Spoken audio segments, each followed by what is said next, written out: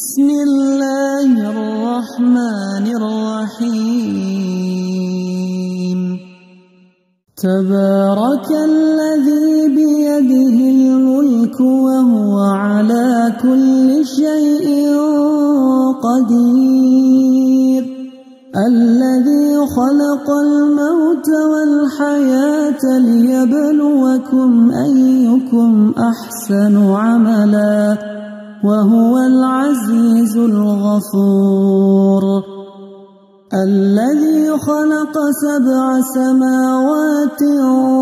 طباقا ما ترى في خلق الرحمن من تفاوت فارجع البصر هل ترى من فطور ثم ارجع البصر كرتين ينقلب إليك البصر خاسئا وهو حسير ولقد زينا السماء الدنيا بمصابيح وجعلناها رجوما للشياطين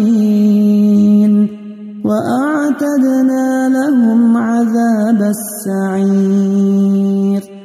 وللذين كفروا بربهم عذاب جهنم وبئس المصير إذا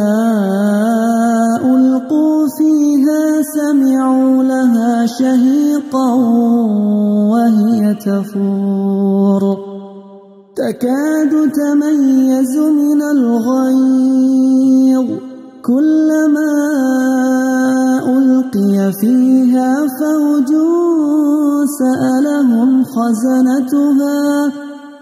سألهم خزنتها ألم يأتكم نذير قالوا بلى قد جاءنا نذير فكذبنا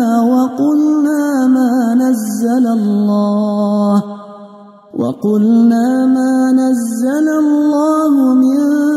شيء إن أنتم إلا في ضلال كبير وقالوا لو كنا نسمع أو نعقل ما كنا في أصحاب السعير فاعترفوا بذنبهم فسحقا لأصحاب السعير إن الذين يخشون ربهم بالغيب لهم مغفرة وأجر كبير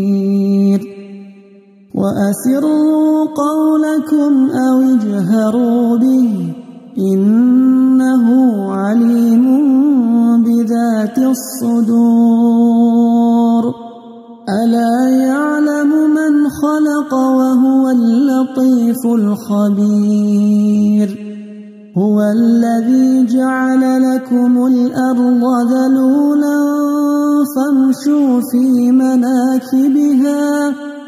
فامشوا في مناكبها وكلوا من رزقه وإليه النشور أأمنتم من في السماء أن يخسف بكم الأرض فإذا هي تمور أم أمنتم من في السماء أن يرسل عليكم حاصبا فستعلمون كيف نذير ولقد كذب الذين من قبلهم فكيف كان نكير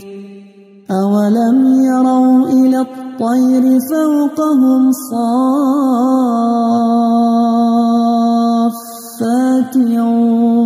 ويقبض ما يمسكهن إلا الرحمن إنه بكل شيء بصير أمن هذا الذي هو جند لكم ينصركم من دون الرحمن إن الكافرون إلا في غرور أمن هذا الذي يرزقكم إن أمسك رزقه بل لجوا في عتو ونفور أفمن يمشي مكبا على وجهه أهدى أمن يمشي سويا